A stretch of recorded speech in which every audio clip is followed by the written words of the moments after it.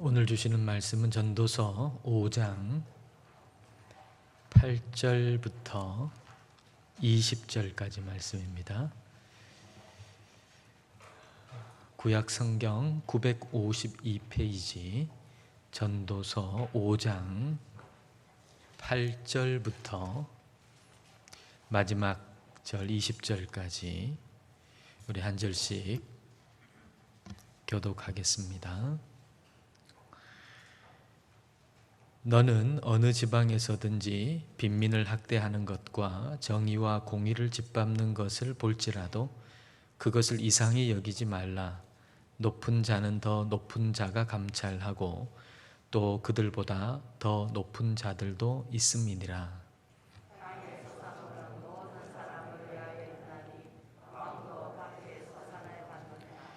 은을 사랑하는 자는 은으로 만족하지 못하고 풍요를 사랑하는 자는 소득으로 만족하지 아니하나니 이것도 헛되도다.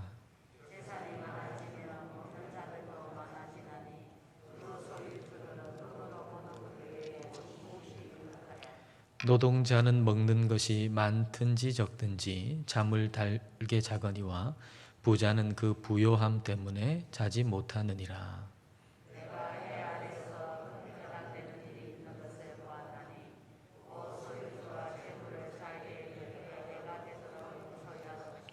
그 재물이 재난을 당할 때 없어지나니 비록 아들은 낳았으나 그 손에 아무것도 없느니라.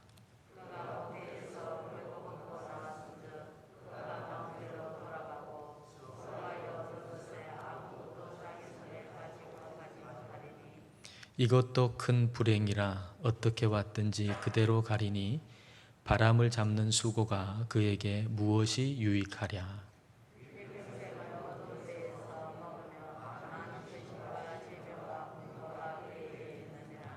사람이 하나님께서 그에게 주신 바 그 일평생에 먹고 마시며 해 아래에서 하는 모든 수고 중에서 낙을 보는 것이 선하고 아름다움을 내가 보았나니 그것이 그의 몫이로다.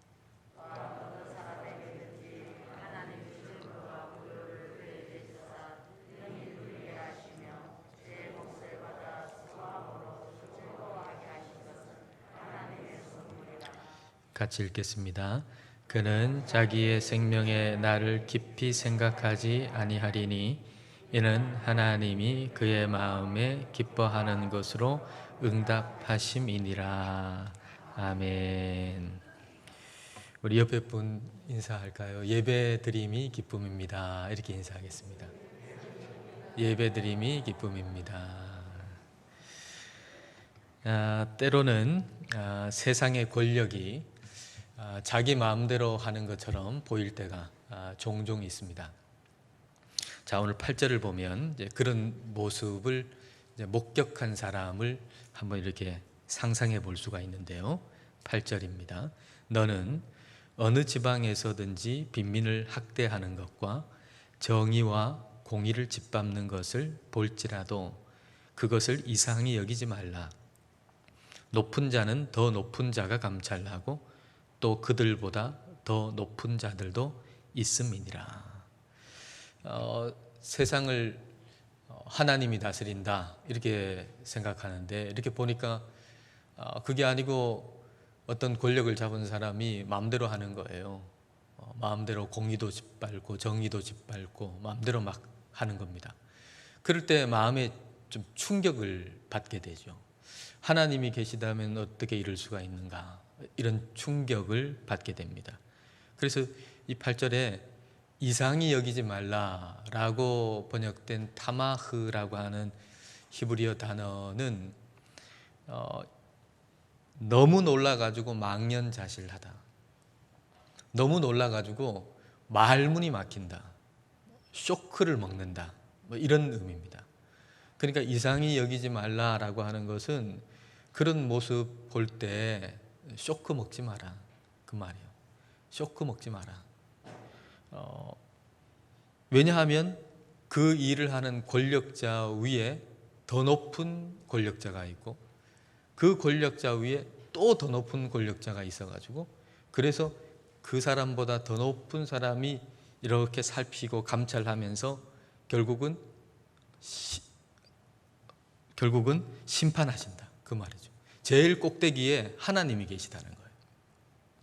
제일 위에 하나님이 계셔가지고 결국 하나님이 다 감찰하시고 하나님이 심판하신다, 그 얘기입니다. 하나님이 통치하고 계시다라고 하는 얘기죠.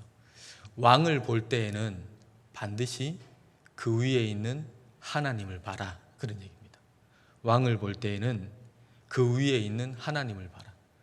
그 왕이 뭐 대단한 것처럼 보이지만은 그러나 그 왕도 하나님이 주시는 뭐 먹을거리 이거 없으면 그 왕도 못 산다는 얘기예요. 자, 그 다음 절 9절을 여러분 보십시오. 땅의 소산물은 모든 사람을 위하여 있나니 왕도 밭에 소산을 받느니라. 왕도 밭에 소산을 받아야 살 수 있다는 거예요. 그렇지 않습니까? 뭐 왕이라고 해서 뭐 딴 세계에 사는 게 아니잖아요. 이 땅에 살기 때문에 이 땅의 농작물들, 그 소산물이 있어야 그래야 왕도 살 수 있다라고 하는 얘기죠. 그러니까 왕의 손에 있는 것, 왕의 소유를 볼 때는 반드시 그것을 주시는 하나님을 봐라, 그 얘기입니다.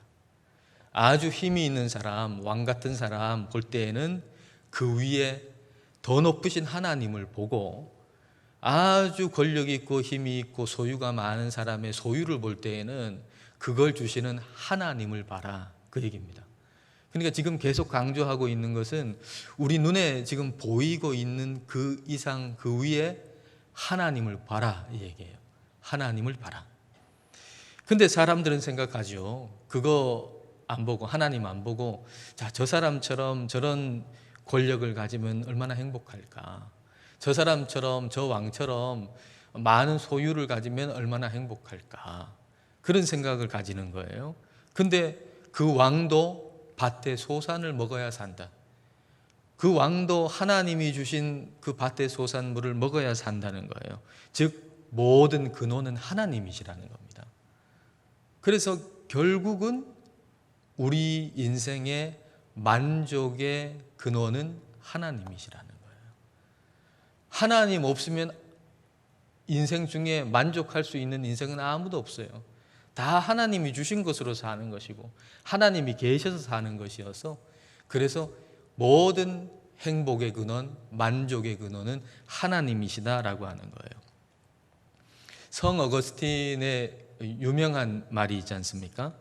하나님이 우리를 하나님을 위해서 만드셨기 때문에, 그래서 우리는 하나님 안에서만 참 안식을 얻을 수 있다 하는 얘기, 여러분 한두 번쯤 들어보셨을 겁니다. 하나님께서 우리를 하나님을 위해서 만드셨어요. 그래서 우리는 하나님 안에 있을 때만 참 안식을 얻을 수가 있어요. 하나님이 우리를 하나님을 위해서 만드셨다라고 하는 얘기는 하나님이 우리를 하나님과의 관계 가운데 거하도록 만드셨다는 겁니다. 그러니까 하나님과의 관계를 떠나가면 진정한 만족은 있을 수가 없어요. 하나님은 우리를 하나님 관계 속에 거하도록 만드셨기 때문에, 그래서 하나님 안에 온전한 관계 속에 거해야만 우리에게 참 안식, 참 만족, 참 행복이 있게 되는 겁니다. 근데 사람들은 참 어리석게도 하나님 안에서 만족하려고 하지 아니하고 유사 하나님을 만들죠. 그걸 우상이라고 그러잖아요. 유사 하나님, 우상. 내가 이것 있으면 만족하겠다 생각하는 게 유사 하나님입니다. 내가 이거 있으면 내가 만족하겠다, 행복하겠다 생각하는 게 우리들한테 그게 우상이에요. 저런 집에 살면 만족하겠다. 저런 차 몰고 다니면 행복하겠다. 저런 사람 내가 만나면 행복하겠다. 만족하겠다. 이거 다 유사 하나님 우상입니다. 저 정도 수입 얻으면은 내가 만족하겠다. 만족이 되겠다. 이거 다 우상이라고요. 근데 그게 우리를 만족시켜 주느냐? 결코 그렇지 않다는 거죠. 결코. 자, 10절을 볼까요? 자, 10절을 같이 한번 읽겠습니다. 은을 사랑하는 자는 은으로 만족하지 못하고 풍요를 사랑하는 자는 소득으로 만족하지 아니하나니 이것도 헛되도다. 은을 사랑하는 사람은 은이 좀 많으면 만족할 것 같은데 그렇지 않다는 거예요. 풍요를 사랑하는 사람은 좀 풍요해지면 굉장히 만족하고 행복해질 것 같지만 그렇지 않다는 거예요. 그러니까 우리가 사랑하는 거, 저거 있으면 내가 만족이 되겠다, 저거 있으면 행복해지겠다 라고 하는 거, 그거 있어도 만족 안 된다는 거예요. 오히려 아이러니하게도 내가 저거 있으면 좋겠다 하나님이 아닌 다른 어떤 것으로 내가 만족을 얻어야 되겠다 하는 그것이 생기면 오히려 그것 때문에 불행해져요. 돈 많으면 내가 행복해지겠다 이렇게 생각한 사람은 돈이 많아지면 그 돈 때문에 불행해져요. 저렇게 좀 성공하면 내가 만족이 되고 행복해지겠다 생각한 사람은 그렇게 성공한 그 성공으로 말미암아 가지고 그냥 사람이 굉장히 그냥 이상해져 버려요. 자, 11절 볼까요? 11절 12절입니다. 재산이 많아지면 먹는 자들도 많아지나니 그 소유주들은 눈으로 보는 것 외에 무엇이 유익하랴. 노동자는 먹는 것이 많든지 적든지 잠을 달게 자거니와 부자는 그 부요함 때문에 자지 못하느니라. 재산 많으면 쓸 일도 많다는 얘기죠. 챙겨야 할 사람도 많고. 근데 이 재산이 많은 이 사람이 말입니다, 하나님을 사랑하는 사람이라면 이 목적이 돈이 아니에요. 하나님이 목적이에요. 근데 하나님이 돈을 많이 주셨어요. 그렇다면 그것 때문에 선한 일 많이 할 수 있잖아요. 하나님을 사랑하는 사람에게 돈이 많다. 그러면 선한 일을 더 많이 할 수 있는 기회가 되잖아요. 많은 사람 먹여 살릴 수 있잖아요. 나만 겨우겨우 먹고 사는 게 아니고 많은 사람들 먹여 살릴 수 있잖아요. 그러니 이건 얼마나 좋은 일이에요. 어느 채널 이렇게 보니까 고물상 하는 아주머니가 있는데 그 고물상 하는 아주머니가 하는 얘기가 처음에는 너무 부끄러웠대요. 고물상 운영한다는 자체가. 근데 이제 그 고물상에 오시는 분들이 주로 할아버지, 할머니들, 몸이 성치 않는 분들, 폐지 줍고 고물 주어가지고 몇천 원씩 받아가지고 하루하루 사는 그런 분들이잖아요. 근데 이제 그런 분들 중에 한 분이 얘기하더래요. 아주머니 덕분에 많은 사람이 산다고. 많은 사람이. 우리 같은 사람 어디 가서 먹고 살겠느냐고. 그 아주머니가 있어가지고 우리 같은 사람 많이 먹고 산다고 그렇게 얘기하더래요. 참 보람된 일이죠. 그게 사람들 보기에는 어떠하든지 수입이 어느 정도 되든지 관계없이 여러 사람들을 먹여 살린다. 이거 참 보람 있는 일이죠. 그런데 지금 이 사람은 어떤 사람인가 하면 하나님 믿고 내가 선한 일을 하겠다 이런 사람이 아니고 그냥 목적이 돈인 사람. 그냥 많이 긁어 모으려는 사람. 그래서 수전노처럼 그냥 쓰지도 아니하고 모으기만 하고 자기를 위해서 모으는데 엉뚱하게 다른 사람한테 돈이 좀 나간단 말이죠. 얼마나 억울해요. 나 위해 가지고 다 모았는데 다른 사람한테 돈이 나가니까 이거 얼마나 억울합니까? 그러니까 그거 신경 쓰느라 잠도 제대로 못 자고 그리고 건강도 잃어버리는 거예요. 그럼 이쯤 되면 어떻게 해야 될까요? 이쯤 되면 돈이 답이 아니구나. 돈이 답이 아니구나. 빨리 깨달아야 되는데 참 이상한 것은 물질로 만족을 얻어야 되겠다라고 생각하는 사람은 자신에게 해롭도록 돈을 소유하려고 하는 마음이 끊임없이 일어난다는 거예요. 자, 13절 보십시오. 13절입니다. 내가 해 아래에서 큰 패단되는 일이 있는 것을 보았나니 곧 소유주가 재물을 자기에게 해가 되도록 소유하는 것이라.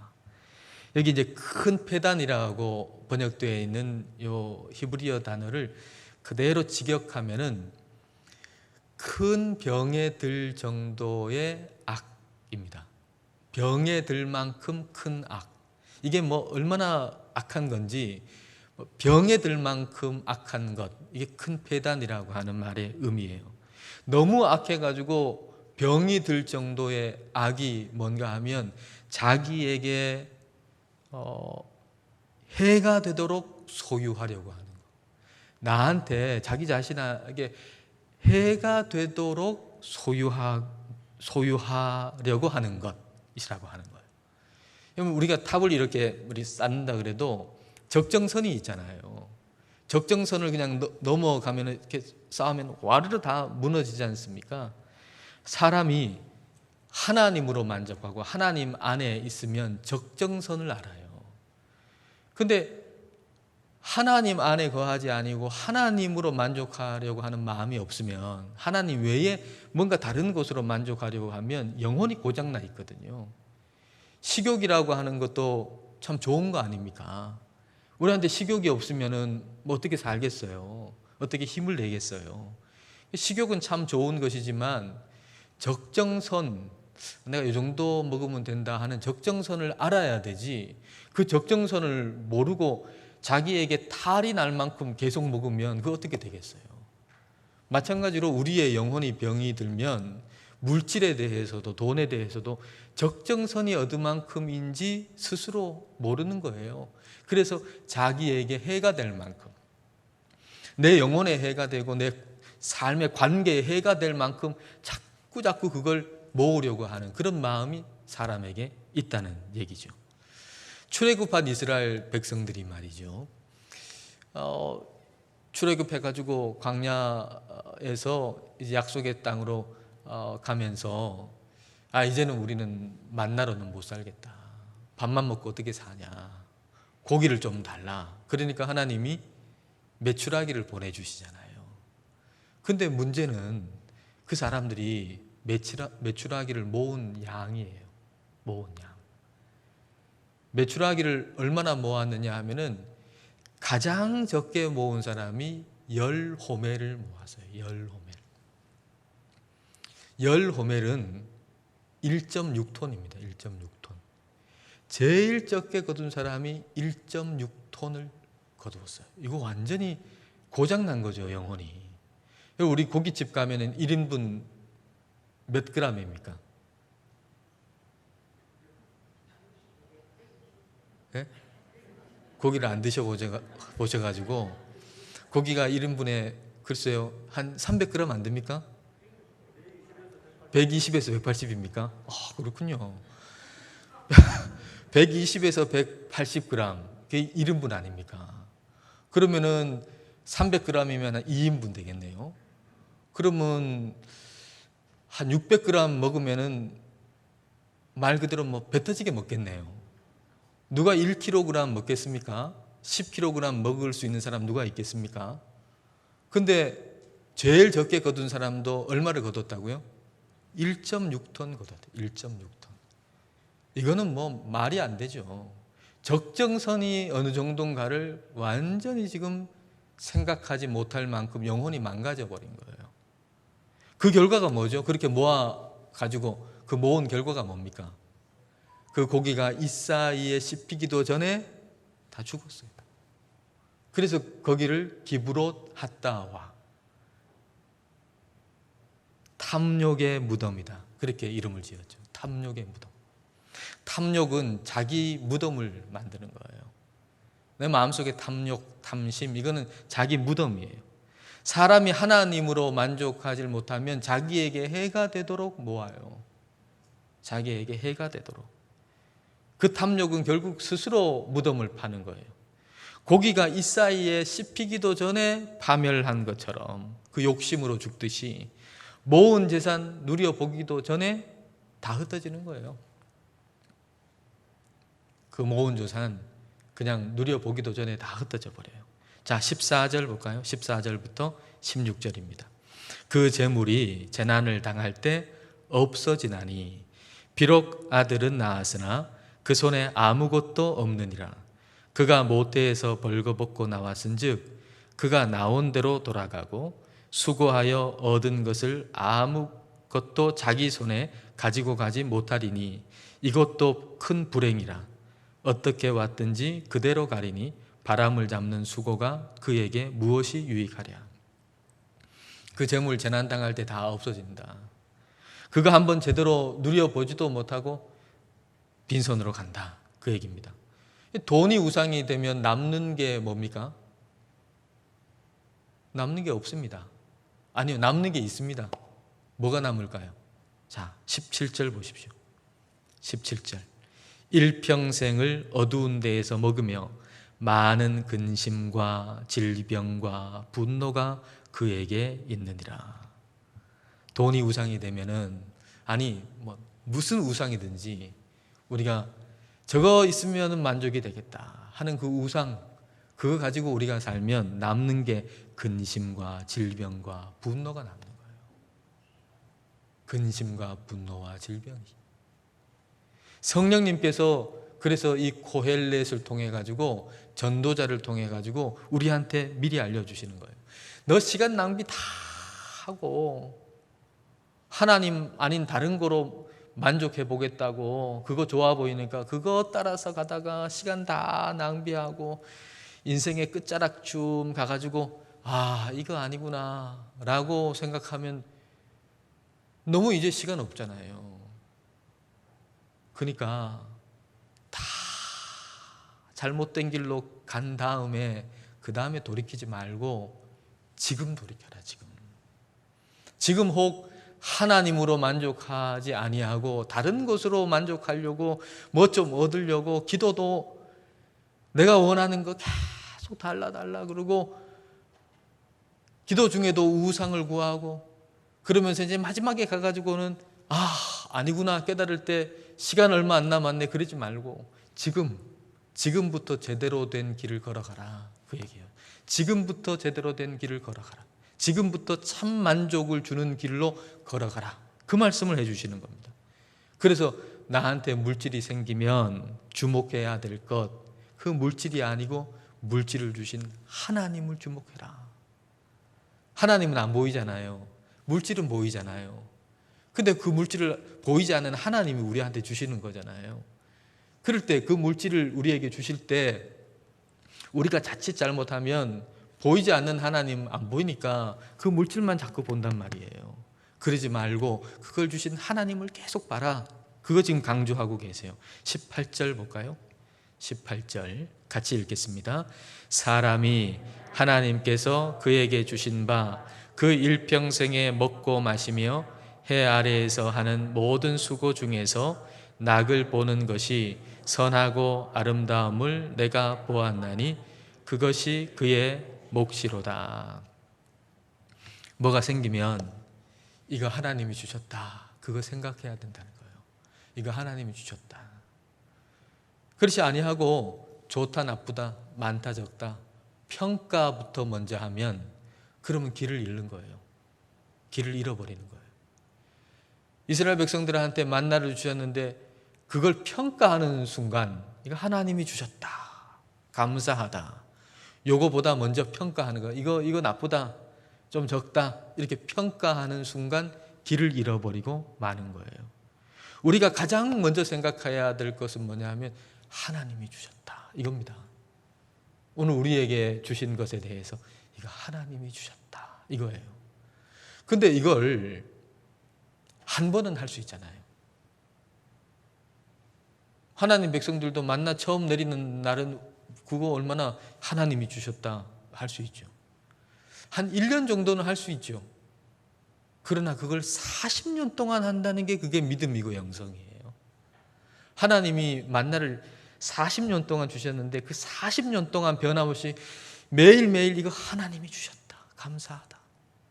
10년 후에도 말이죠. 20년 후에도 30년 후에도 그때에도 이거 하나님이 주셨다. 이게 믿음이고 이게 영성이에요. 처음은 다 할 수 있어요. 1년 정도는 누구나 다 할 수 있어요. 근데 그걸 20년, 30년, 40년 하는 게 그 믿음이라고요. 처음에 직장 들어가가지고 월급 받으면은 이거 하나님이 주셨다. 감사하다. 이건 누구나 할 수 있죠. 근데 1년 지나고 10년 지났는데 물가는 계속 오르는데 봉급은 안 올라요? 그런데 그 순간에도, 그때도 이거 하나님이 주셨다, 감사하다. 이게 영성이고 이게 믿음이에요. 10년, 20년 지나면 보통 그럴 거예요. 이 쥐꼬리만한 월급 가지고 어떻게 살아? 그렇게 생각하는 순간 길을 잃어버리는 거예요. 이거 하나님이 주셨다. 우리가 어느 자리에 있든지 말입니다. 그게 사람들이 좋은 자리다, 나쁜 자리다, 뭐 어떤 평가를 하든지, 사람들이 많이 받네, 적게 받네, 뭐 어떤 평가를 하든지 간에 저와 여러분은 한결같아야 돼요. 이거 하나님이 주셨다, 감사합니다. 이 마음을 우리가 잃지 않으면 그게 행복이에요. 그게. 자, 19절 볼까요? 19절은 좀 많이 주시는 것에 대해서 말씀하세요. 자, 19절 같이 읽습니다. 또한 어떤 사람에게든지 하나님이 재물과 부요를 그에게 주사 능히 누리게 하시며 제 몫을 받아 수고함으로 즐거워하게 하신 것은 하나님의 선물이라. 뭐 일용할 양식처럼 딱 맞게 주시기도 하시고요. 또 어떤 경우에는 좀 광야 같은 삶에서 빠듯하게 부족할 정도로 주시기도 하세요. 근데 어떨 때는 그냥 풍성하게 막 부어주실 때도 있어요. 막 부요함으로 막 부어주실 때도 있어요. 그때도 이건 하나님의 선물이다. 이걸 잊지 않아야 돼요. 이거 하나님의 선물이다. 많이 부어주실 때는 말입니다. 그때 마치 내가 열심히 해가지고 번 것처럼 생각이 들거든요. 그러면 어떤 생각이 들냐면 조금 더 노력하면 더 많이 벌겠네, 이런 생각 듭니다. 하나님이 많이 주시면은 하나님 선물이구나 하고 굉장히 감사할 것 같지만은, 많이 주시면 내가 노력해서 얻은 것처럼 생각이 들어가지고 좀 더 애를 쓰고 노력하면 더 많이 얻을 수 있겠네, 이런 생각이 든다고요. 그래서 그러다 보면은 주일도 없고 쉼도 없고, 그러다가 결국은 돈도 잃고 직장도 잃고 뭐 건강도 잃고 다 잃을 거예요. 많은 것이 주어졌을 때 역시 하나님이 주셨다, 이 초점을 잃어버리면 안 돼요. 하나님이 선물로 주셨다, 하나님의 선물이다, 이거 잃어버리면 안 됩니다. 하나님이 주셨다라고 하는데 초점을 딱 맞추면 적정선이 어느 정도인가를 내가 알 수 있어요. 내 영이 건강하니까. 하나님이 아무리 많이 부어주셔도 적정선을 알면, 그러면 난 이 정도 적정해, 그리고 나머지는 흩어서 구제하고 선한 일을 하고 하나님의 영광을 위해 쓸 수 있는 힘이 생겨요. 근데 그게 없으면 내게 해가 될 정도로 더 모으려고 하게 되죠. 결국 그것 때문에 또 망하는 거예요. 하나님이 많이 주셨는데 하나님께 초점을 안 맞추면 그 많이 생긴 것 때문에 망할 수밖에 없어요. 그래서 많이 주실 때 그때 하나님을 향한 초점을 잃어버려서는 안 됩니다.